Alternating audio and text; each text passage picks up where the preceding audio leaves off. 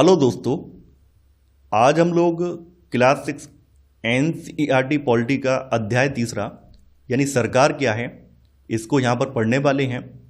इस अध्याय में हम लोग सरकार की परिभाषा, सरकार के प्रमुख अंग, सरकार का काम, सरकार कितने प्रकार की होती है, ये सब चीज़ें हम यहाँ पर डिस्कस करेंगे। जैसा कि आप लोग जानते हैं, किसी भी देश में निर्णय लेने के लिए, उस देश में काम करने के लिए सरकार का होना अत्यंत आवश्यक है। यानी सरकार जो है किसी भी देश का शासन चलाने के लिए बहुत ही ज़्यादा महत्वपूर्ण है।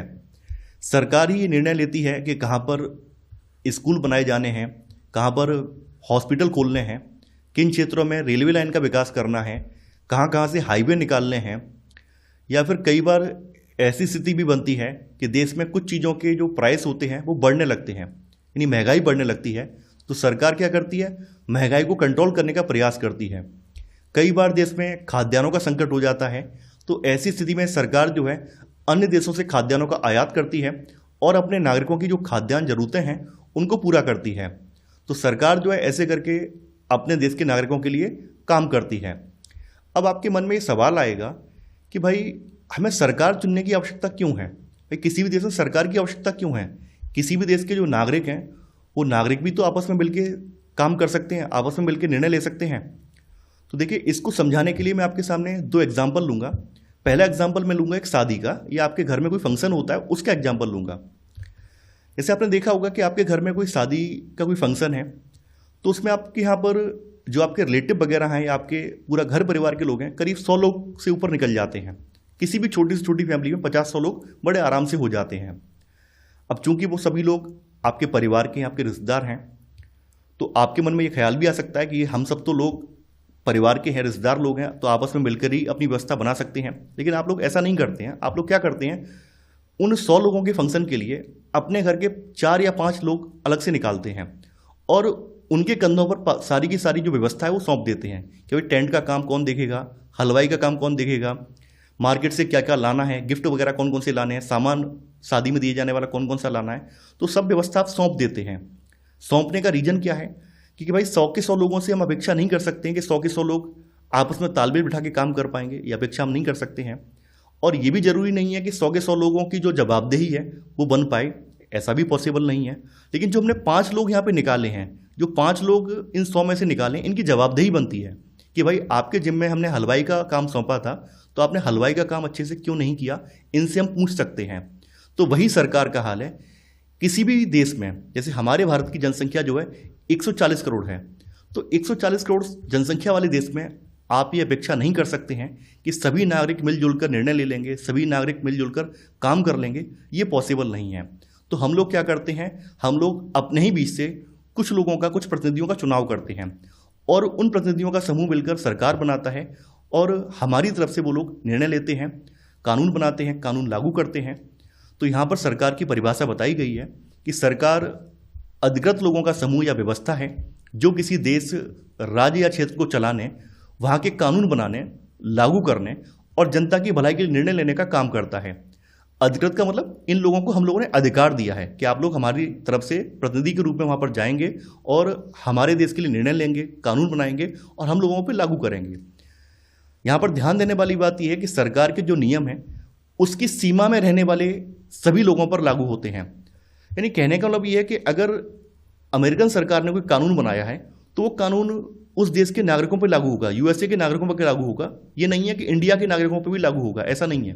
ऐसे भारत सरकार ने कोई कानून बनाया है तो भारत सरकार की सीमाओं के भीतर रहने वाले जो भी नागरिक हैं उन पर ही ये लागू होगा, देश से बाहर के लोगों पर ये लागू नहीं होगा। हाँ, देश से बाहर के लोग अगर भारत में उस समय आए हुए हैं तो उन पर लागू होगा।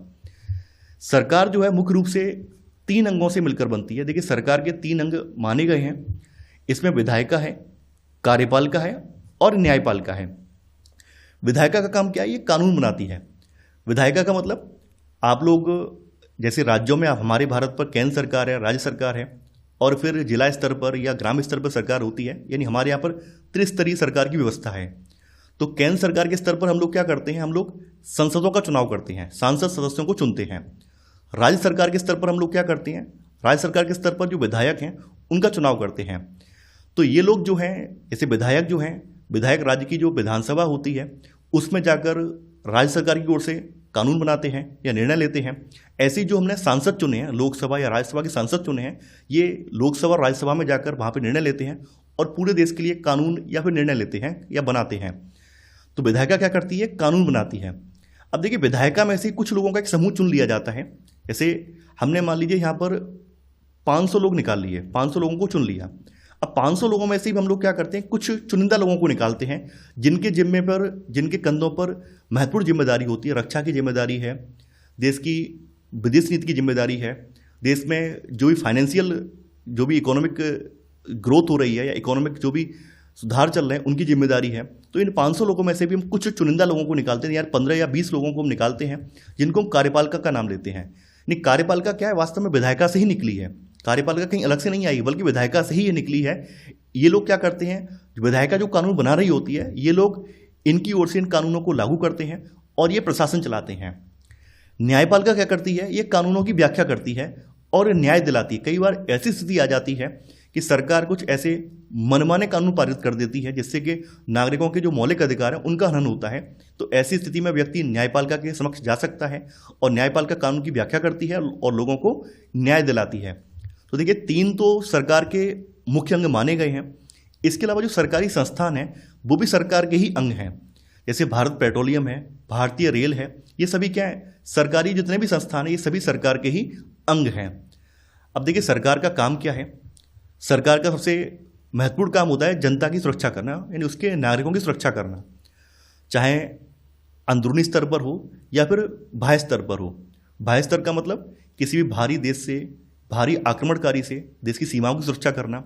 आंतरिक स्तर पर पुलिसिंग करना, आंतरिक जो पुलिस फोर्स हैं वो लॉ एंड ऑर्डर मेंटेन करके रखते हैं।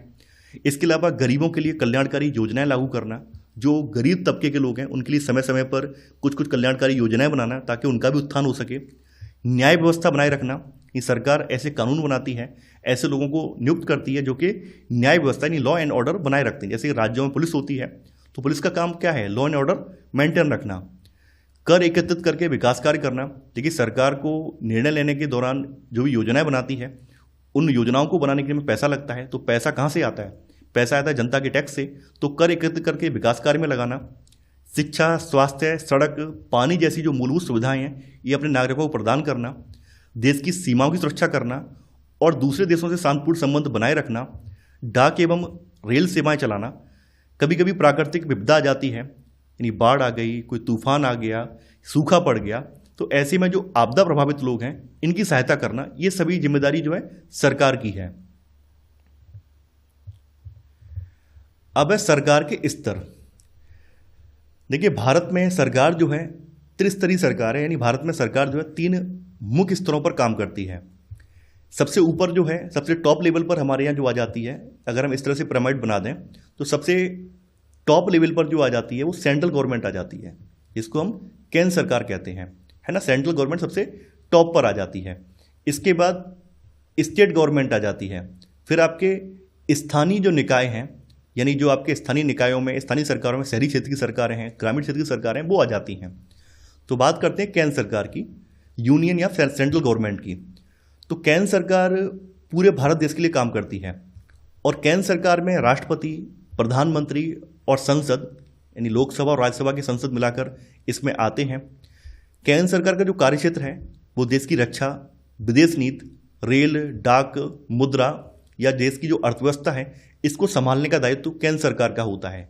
और केंद्र सरकार के जो भी निर्णय होते हैं वो सभी नागरिकों पर, सभी राज्यों पर लागू होते हैं। इसके बाद आ जाती है राज्य सरकार। आप लोग जानते हैं कि हमारे यहाँ पर राज्य बनाए गए हैं और हमारे यहाँ पर हर राज्य की अपनी सरकार होती है। जैसे हरियाणा या असम की जो सरकार है ये पूरे राज्य में काम करती है। तो राज्य सरकार में राज्यपाल, मुख्यमंत्री और विधानमंडल में विधानसभा, विधान परिषद, यानी जहाँ जहाँ पर विधान परिषद है वो भी होती हैं यहाँ पर। तो ये सभी इसमें आ जाते हैं। राज्य सरकार का जो कार्यक्षेत्र होता है वो राज्य तक सीमित रहता है, यानी एक राज्य के भीतर जो जो व्यवस्थाएं करनी है वो काम राज्य सरकार का है। जैसे पुलिस है, स्वास्थ्य है, शिक्षा है, कृषि है, परिवहन आदि है। देखिए, शिक्षा व्यवस्था जो है समवर्ती सूची में, समवर्ती सूची या राज्य सूची या केंद्र सूची, इनके बारे में बाद में पढ़ने वाले हैं। वैसे इतना जान लीजिए, शिक्षा का जो प्राइमरी दायित्व जो होता है वो राज्य सरकार पर ही होता है। भले समवर्ती सूची में हो लेकिन फिर भी शिक्षा का जो प्राइमरी दायित्व है वो राज्य सरकार के अधीन ही है। इसके बाद आ जाती है आपकी स्थानीय सरकार यानी लोकल गवर्नमेंट, जो कि सरकार का सबसे निचला स्तर है। और ये जो सरकार होती है सीधे जनता से जुड़ी होती है। ये दो प्रकार की होती है, एक तो शहरी क्षेत्र में जैसे नगर निगम है, नगर पालिका है, नगर पंचायत है। ग्रामीण क्षेत्र में पंचायती राज प्रणाली आ जाती है, जिसमें ग्राम स्तर पर ग्राम पंचायत, पंचायत समिति या जिला स्तर पर जिला परिषदें होती हैं। इनका कार्यक्षेत्र क्या है? इनका जो है स्थानीय जो मुद्दे होते हैं उनको उठाना, जैसे पानी, सफाई, सड़क, स्ट्रीट लाइट या स्थानीय विकास कार्य करना, ये सभी स्थानीय सरकारों के काम होते हैं। अब देखिए, नोट के रूप में कुछ चीज़ें यहाँ पे बताई गई हैं। यहाँ पे बताया गया है कि आंध्र प्रदेश राज्य के पुनर्गठन के बाद, ठीक है, आंध्र प्रदेश राज्य को 2 जून 2014 को 2 हिस्सों में डिवाइड कर दिया गया था। इससे एक अलग हिस्सा निकाला गया, इसका नाम पड़ा तेलंगाना, जो कि भारत का उस समय 29वां राज्य बना था। तो आंध्र प्रदेश राज्य के पुनर्गठन के बाद 2 जून 2014 को तेलंगाना भारत का 29वां राज्य बना। फिर बाद में यहाँ पे बताया गया है, बाद में 31 अक्टूबर 2019 से जम्मू और कश्मीर राज्य को 2 अलग अलग केंद्र शासित प्रदेशों में डिवाइड कर दिया गया। जम्मू और कश्मीर और लद्दाख केंद्र शासित प्रदेश में इसको डिवाइड कर दिया गया। तो अब वर्तमान में भारत में 28 राज्य हैं और 8 केंद्र शासित प्रदेश हैं। अब देखिए, यहाँ पे बात की गई है सरकार और कानून। ये सरकार कोई कानून बनाती है तो कानून कैसे लागू होते हैं, कानून लागू करने की ताकत क्या सरकार के पास होती है या नहीं होती है, वो हम यहाँ पे देखेंगे। देखिए, सरकार कानून बनाती है और देश में रहने वाले सभी लोगों को कानून मानने होते हैं, क्योंकि सरकार के पास ऐसा करने की ताकत है। सरकार के पास ताकत भी होती है कि लोगों को कानून मानने के लिए बाध्य करे। जैसे आप लोग जानते हैं कि भारत में गाड़ी चलाने के लिए, बाइक चलाने के लिए, कार चलाने के लिए मोटर ड्राइविंग लाइसेंस होना जरूरी है। अगर किसी व्यक्ति के पास मोटर ड्राइविंग लाइसेंस नहीं है तो वो गाड़ी नहीं चला सकता है। अगर वो ऐसा करते हुए पकड़ा जाता है तो उसको फाइन भरना पड़ता है या फिर सजा भी काटनी पड़ती है। तो सरकार क्या करती है? सरकार कानून बनाती है और कानूनों को बाध्यकारी रूप से लागू भी करती है। लोगों को कानून मानने भी पड़ते हैं। कई बार स्थिति ऐसी आ जाती है कि लोगों को ऐसा लगने लगता है कि सरकार अपने मनमाने ढंग से काम कर रही है, सरकार हमारे अनुरूप नहीं है, सरकार जो हमारे मौलिक अधिकार हैं उनका हनन कर रही है। तो ऐसी स्थिति में लोग न्यायपालिका की शरण में जा सकते हैं। यहाँ पे बताया भी गया है कि अगर लोगों को लगे कि किसी कानून का ढंग से पालन नहीं हो रहा है तो वे कुछ कदम भी उठा सकते हैं। जैसे यहाँ पर अगर किसी व्यक्ति को यह लगे कि उसको उसके धर्म या उसकी जाति की वजह से किसी भी सरकारी नौकरी में नहीं लिया गया है तो वो न्यायपालिका में जा सकता है, न्यायालय की शरण में जा सकता है। अब यहाँ पे सरकार के प्रकार बताए गए हैं। देखिए, यहाँ पर चूंकि हम लोग क्लास 6 की पॉलिटी पढ़ रहे हैं तो यहाँ पर हम सरकार के जो प्रकार देख रहे हैं वो शासन पद्धति के आधार पर देख रहे हैं। ऐसे तो सरकार के बहुत सारे प्रकार हैं, लेकिन फिर भी हम क्लास 6 का जो लेवल है उस लेवल के हिसाब से हम यहाँ पे बात करेंगे। तो सरकार, आप लोग जानते हैं, किसी देश में निर्णय लेने के लिए, कानून का पालन करवाने की जो शक्ति होती है वो सरकार में ही होती है और ये डिपेंड करता है उस देश में सरकार कैसी है। तो शासन पद्धति के आधार पर सरकार जो है 2 प्रकार की होती है। एक तो है यहाँ पर लोकतांत्रिक सरकार और दूसरी है राजतंत्रीय सरकार। लोकतंत्र का मतलब आप लोग जानते हैं कि लोगों के द्वारा चुना हुआ। तो लोकतंत्र में मूलभूत विचार ये है कि लोग नियमों को बनाने में भागीदार बनकर खुद ही शासन करें, लोग ही खुद का शासन चलाएं।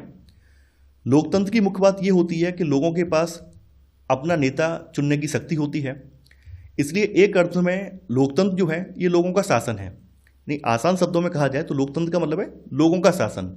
जैसे भारत एक लोकतांत्रिक देश है, यानी भारत में लोगों का शासन है।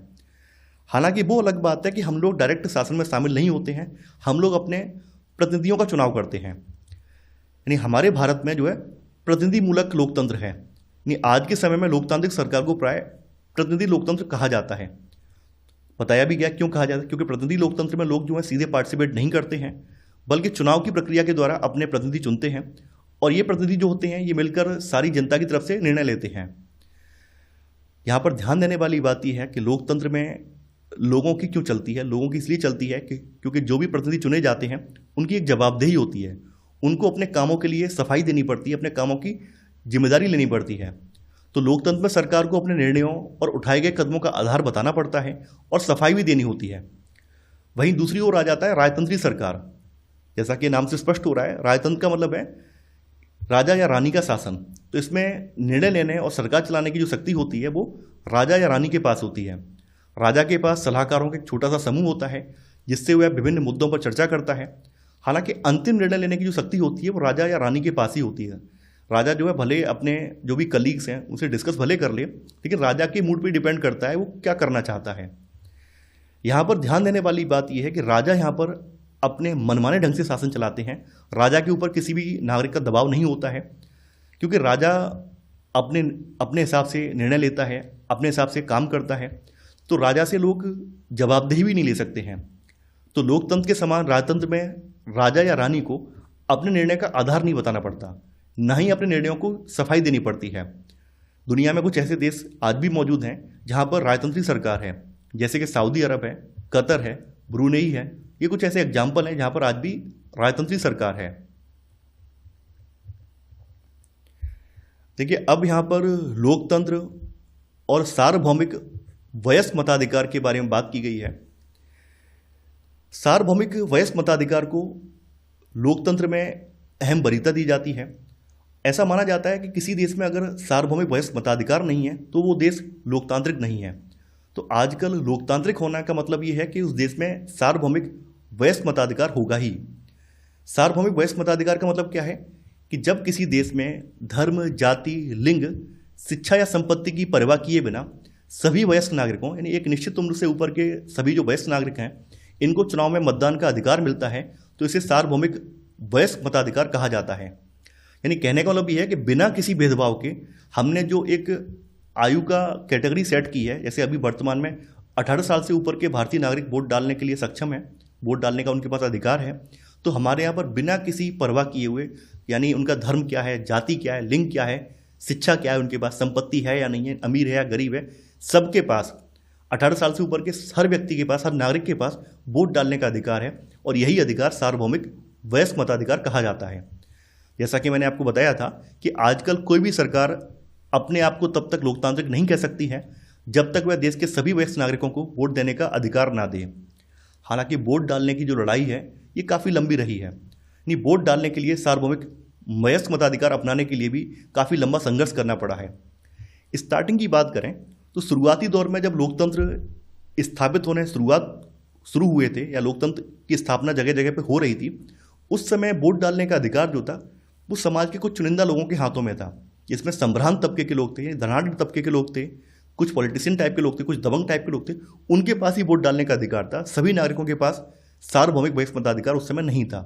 और उस समय भी जैसे औरतें हैं, गरीब लोग हैं, ये चुनाव में पार्टिसिपेट नहीं कर सकते थे। तो यहाँ पे वही बात बताई गई है कि एक समय ऐसा भी था जब लोकतांत्रिक सरकारें औरतों और गरीबों को चुनाव में भाग नहीं लेने देती थी। अपने शुरुआती दौर में सरकारें केवल उन्हीं पुरुषों को वोट देने देती थी जो कि पढ़े लिखे थे और जिनके पास अपनी संपत्ति होती थी।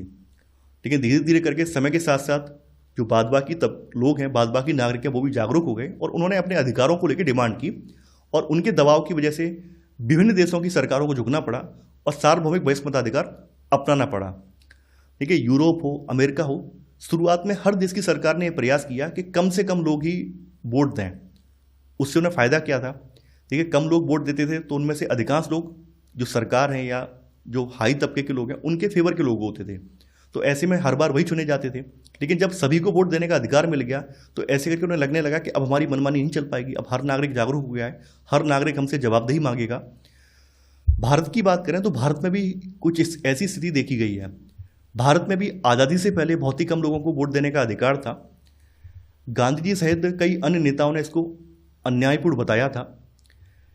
1931 में यंग इंडिया पत्रिका में गांधी जी ने लेख लिखते हुए कहा था, मैं यह विचार सहन नहीं कर सकता कि जिस आदमी के पास संपत्ति है वह वोट दे सकता है, लेकिन वह आदमी जिसके पास चरित्र है पर संपत्ति या शिक्षा नहीं है वह वोट नहीं दे सकता, या जो दिन भर अपना पसीना बहाकर ईमानदारी से काम करता है वह वोट नहीं दे सकता।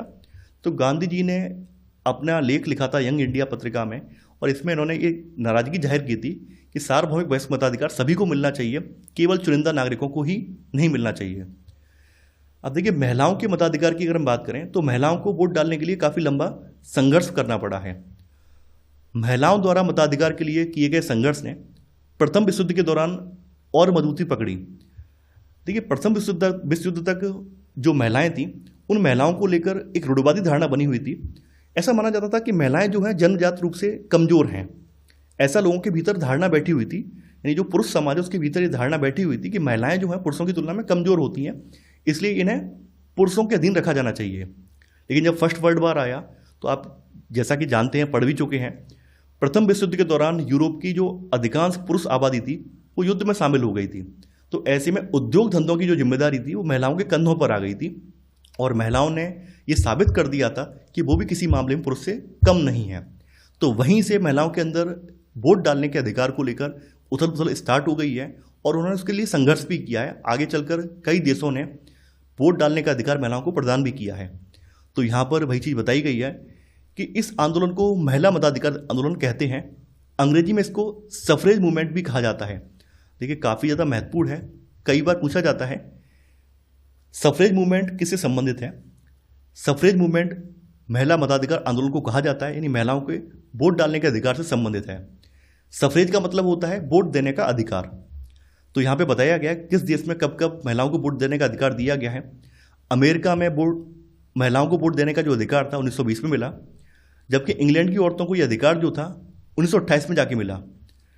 लेकिन हमारे भारत के जो संविधान निर्माता थे वो पहले से डिसाइड कर चुके थे कि जैसे ही देश आज़ाद होगा हम अपने देश के हर नागरिक को सार्वभौमिक वयस्क मताधिकार प्रदान करेंगे। तो भारतीय संविधान के अनुच्छेद 326 के तहत वयस्क नागरिकों को मतदान का अधिकार दिया गया है। भारत में अगर शुरुआती दौर में बात करें तो शुरुआती दौर में मतदान की जो न्यूनतम आयु थी वो 21 वर्ष तय की गई थी। बाद में 1989 में 61वां संविधान संशोधन अधिनियम पारित किया गया और उसके बाद मतदान की जो उम्र थी 21 वर्ष से घटाकर 18 वर्ष कर दी गई। ये वर्तमान में हमारे यहाँ पर वोट डालने की जो उम्र है 18 साल है। और जैसा कि मैंने आपको बताया था कि हमारे यहाँ के जो भी नेता थे उन नेताओं ने पहले ही स्पष्ट कर दिया था कि हम हमारे यहाँ पर किसी प्रकार का भेदभाव नहीं करेंगे, हर तबके के व्यक्ति को वोट डालने का अधिकार देंगे। यानी जो हमने वोट डालने की उम्र रखी है 21 साल शुरुआत में, तो 21 साल से ऊपर का कोई भी व्यक्ति, चाहे वो अमीर हो, गरीब हो, चाहे संपत्ति हो या ना हो, पुरुष हो या स्त्री हो, सभी को वोट डालने का अधिकार देंगे।